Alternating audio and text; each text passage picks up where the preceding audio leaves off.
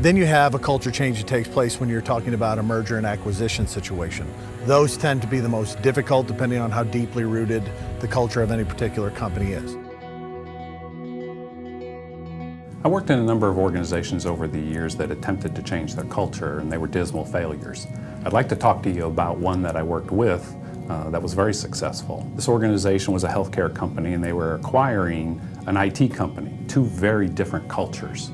And we put a team together that included people in both companies to identify what is it that we need to do on the communication plan that'll allow this thing to happen the way it should. That gave us some real insight into what was going on in that organization, where the fears were, where the concerns were, and we could address those right up front. This resulted in a very smooth merger with this organization coming into the bigger organization. It worked extremely well. Because we really thought about what it took to communicate with these employees, what their concerns were, and we addressed them as soon as we possibly could. If you can identify the dysfunction that's preventing people from hitting their peak performance, you can then get that company to its objective or its optimum value if you're looking at a transaction. So we look at the dysfunction.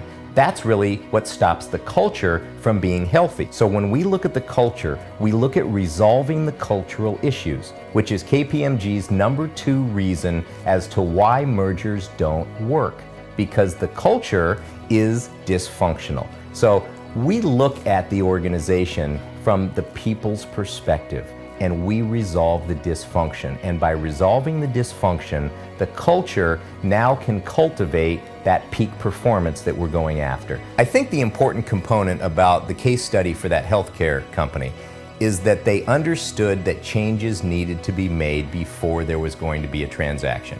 If you don't make the changes before the transaction, you've got yourself a problem. In the absence of real information, fear will take over and people will draw their own conclusions. That's what leads to broken cultures and unsuccessful mergers and acquisitions.